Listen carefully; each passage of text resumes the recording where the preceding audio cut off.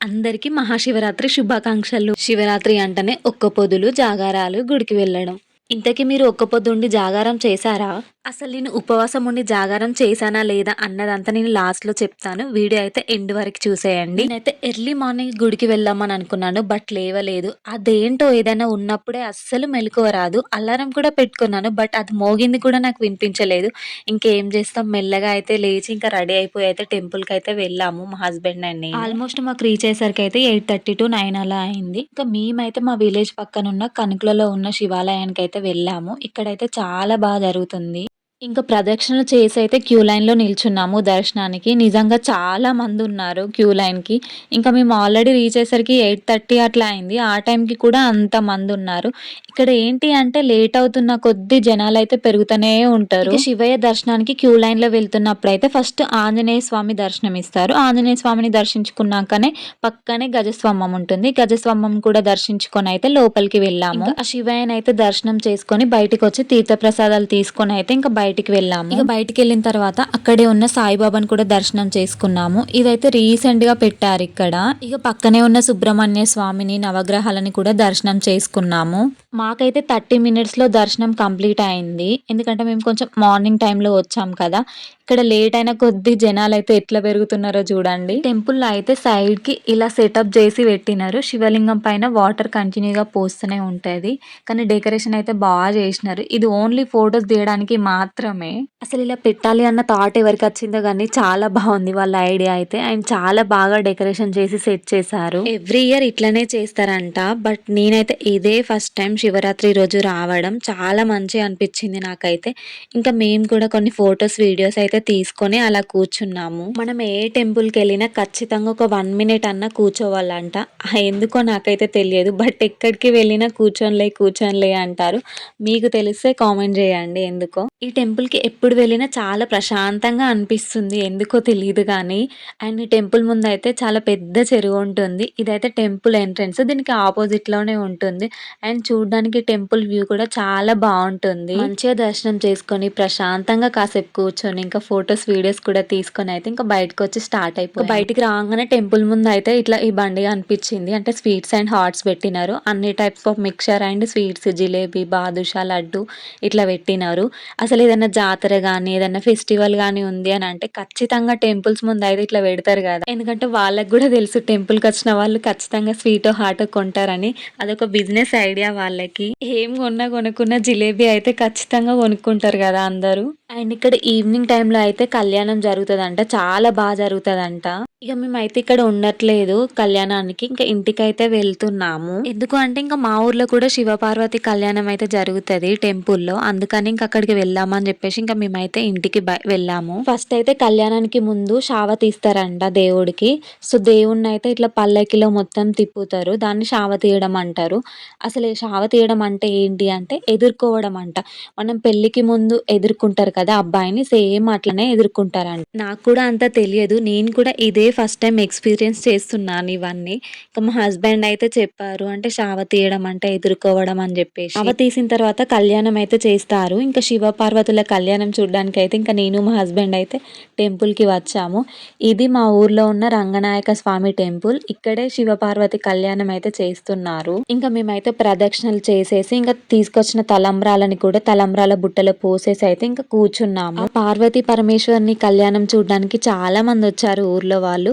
ఇంకా పూజ అయితే స్టార్ట్ చేశారు అయ్యగారు. ఇంకా పూజ మధ్యలో అయితే కంకణాలు ఇచ్చారు అయ్యగారు. ఇంకా అందరం మనిషికొకటి తీసుకున్నాము. పెళ్ళైన వాళ్ళైతే ఎడమ చేయి కట్టుకోవాలని చెప్పారు. ఇంకా మేమైతే ఎడమ చేయికే కట్టుకున్నాము. శివ పార్వతుల కళ్యాణం జరుగుతున్నంత సేపు నేనైతే అలా చూస్తూనే ఉండిపోయాను. నిజంగా చాలా మంచిగా అనిపించింది నాకైతే.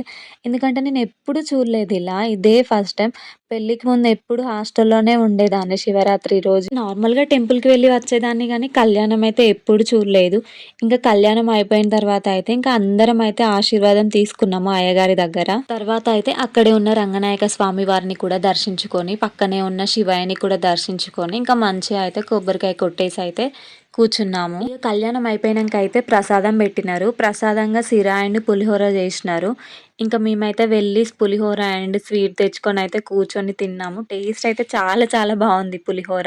నేనైతే 2 టైమ్స్ వేసుకొని మరీ తిన్నాను. అయ్యో, పులిహోర తింటున్నా ఉపవాసం ఉండట్లేదా అని అనుకోకండి. నేనైతే ఉపవాసం జాగారం ఏమీ ఉండను, ఎప్పుడు ఉండలేదు కూడా. ఓన్లీ నార్మల్గా టెంపుల్కి అయితే వెళ్తాను శివరాత్రి రోజు, అంతే. ఇంతకీ మీరు ఉపవాసం ఉండి జాగారం చేశారా లేదా, అండ్ మహాశివరాత్రి ఎలా జరుపుకున్నారో కూడా కామెంట్ చేయండి. తినేలోపు అయితే పల్లకిని రెడీ చేసి అందులో అయితే శివపార్వతులను పెట్టి తీసుకెళ్తున్నారు ఊరేగింపు కోసం. నిజంగా చాలా అదృష్టంగా అనిపించింది. ఎందుకంటే ఆ శివయ్య పల్లకి మోసే అవకాశం వచ్చినందుకు. ఎందుకు అనంటే అంటూ ఉంటారు కదా, శివయ్య ఆజ్ఞ లేనిదే చీమైనా కుట్టదు అని చెప్పేసి.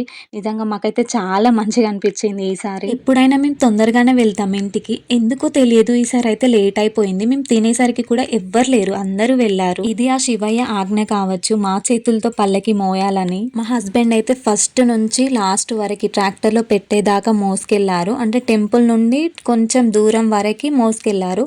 ఇంకా అక్కడ నుంచి ట్రాక్టర్లో పెట్టుకొని ఊరేగిస్తారు. కళ్యాణం అయిపోయిన తర్వాత ఊరంతా తిప్పుతారన్నట్టు ట్రాక్టర్లో పెట్టుకొని శివపార్వతులను. అట్లా ఎందుకు చేస్తారు అని అంటే, మనం పెళ్లి తర్వాత భరత్ చేసుకుంటాం కదా, సేమ్ అలానే కళ్యాణం జరిగిన తర్వాత శివపార్వతులను కూడా ఊరేగింపు చేస్తారు. ఇది మా ఊర్లో ఉన్న రంగనాయక స్వామి టెంపుల్. పక్కనే శివాలయం కూడా ఉంటుంది. సో ఇక్కడే శివ కళ్యాణం అయితే జరిగింది. మా ఊర్లో కూడా సమ్మక్క జాతర జరుగుతుందని చెప్పిన కదా, అది కూడా ఇక్కడే ఈ రంగనాయక స్వామి టెంపుల్ పక్కనే. సో మేము దీన్ని అయితే గుడిబండ అని పిలుస్తాము. ఇట్లా 2 పక్క పక్కనే ఉంటాయి. ఒకదానికి వచ్చినా ఇంకొకటి దర్శనం చేసుకోవచ్చు. మంచిగా పచ్చని పొలాల మధ్య ఉంటాయి 2 టెంపుల్స్ కూడా. ఇక కొంచెం టైం అయితే స్పెండ్ చేసి మేము కూడా ఇంటికైతే వెళ్ళినాం.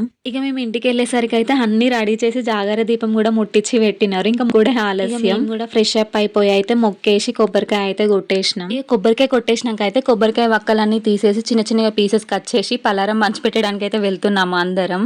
నిజంగా చిన్నప్పుడు అయితే ఇట్లా ఎవరైనా పలారం పంచిపెడితే ఎక్కడున్న వాళ్ళు ఒక్క కీకేయంగానే ఉరుకుతుండే. ఇంకా అట్లా కాకుండా వెళ్ళి నాకు, మా మమ్మీకి ఇట్లా ఎవరుంటే వాళ్ళ పేర్లు చెప్పి తెచ్చుకునేది కదా. ఇప్పుడు ఎంత పిలిచినా ఎవ్వరు వస్తలేరు. నిజంగా అప్పటి రోజులే వేరు. ఇంకా మేమైతే కొందరికి పంచిపెట్టి ఇంకా మేము కూడా తీసేసుకుని తినేసి అయితే ఇంట్లోకి వెళ్ళినాం. ఇంకా ఊరేగింపుకి దేవుడిని తీసుకొస్తారని చెప్పినాం కదా, ఇంకా దేవుని కోసం అయితే వెయిట్ చేస్తున్నాం. ఆల్మోస్ట్ 7:30 అట్లా అయింది. ఇంకా ఆ టైంకి అయితే మా వాడకు అయితే వచ్చినాడు దేవుడు. ఇంకా మేమైతే హారతి ప్లేట్ పట్టుకొని అయితే బయట నిల్చొని వెయిట్ చేస్తున్నాం. అందరూ ప్రతి ఒక్కరు దేవుడికి హారతి ఇచ్చి కొబ్బరికాయ అయితే కొడతారు. మేము కూడా ఆ దేవుడికి అయితే హారతి చూపించి కొబ్బరికాయ అయితే కొట్టేసినాం. ప్రతి ఒక్కరు వెయిట్ చేస్తారు. ఇట్లా సౌండ్ కాగానే హారతి పట్టుకొని అయితే ఇంటి ముందు నిల్చుంటారు. ఇక మంగళారతి తీసుకొని అయితే దేవుని ఇంట్లోకి వెళ్ళి దేవుడి దగ్గర అయితే పెట్టినాం. ఇంకా ఊరేగింపు అయిపోయిన తర్వాత అయితే మళ్ళీ రిటర్న్ టెంపుల్ కి వెళ్ళి అక్కడ పెట్టి భజనలు అయితే చేస్తారంట. భజనలు చేసి నైట్ 12 అయిన తర్వాత అయితే అభిషేకం కూడా చేస్తారంట. ఇక మేమైతే మళ్ళీ వెళ్ళలేదు టెంపుల్ కి. మా శివరాత్రి అయితే ఇలా జరిగింది. మీ శివరాత్రి ఎలా జరుపుకున్నారో కూడా కామెంట్ చేయండి. ఇంతకీ టెంపుల్ కి వెళ్ళారా లేదా, మీరు ఫాస్టింగ్ ఉన్నారా, జాగారం చేశారా, అన్ని కామెంట్ సెక్షన్ లో కామెంట్ చేయండి. లిటరల్లీ ఈ వీడియో చేస్తుంటే నాకైతే ఏడుపు వచ్చింది. ఎందుకు అని అంటే, వీడియో అంతా ఎడిటింగ్ చేసి వాయిస్ ఓవర్ ఇచ్చా. లాస్ట్ కి ఒక క్లిప్ యాడ్ చేద్దామని యాడ్ చేసా. అది బట్ లాస్ట్ కి యాడ్ అవ్వకుండా మిడిల్ లో యాడ్ అయింది. అది నేను చూసుకోకుండా అరే ఏంటి ఎక్స్ట్రా వీడియోస్ యాడ్ అయ్యాయని డిలీట్ చేసిన. డిలీట్ చేసేసరికి మొత్తం డిలీట్ అయిపోయింది వాయిస్ ఓవర్ తో సహా. ఇంకేముంది, మళ్ళీ ఫస్ట్ నుంచి స్టార్ట్ చేసా. అందుకే వీడియో అప్లోడ్ చేయడం లేట్ అయిపోయింది. ఇంతవరకు చూసారు కదా, మన వీడియోకి అయితే ఒక లైక్ ఇచ్చేసుకొని మీ ఫ్రెండ్స్కి అయితే షేర్ చేయండి. అండ్ ఎవరైతే కొత్తగా చూస్తున్నారో వాళ్ళైతే సబ్స్క్రైబ్ చేసుకొని నోటిఫికేషన్ ఆన్ చేసుకోండి.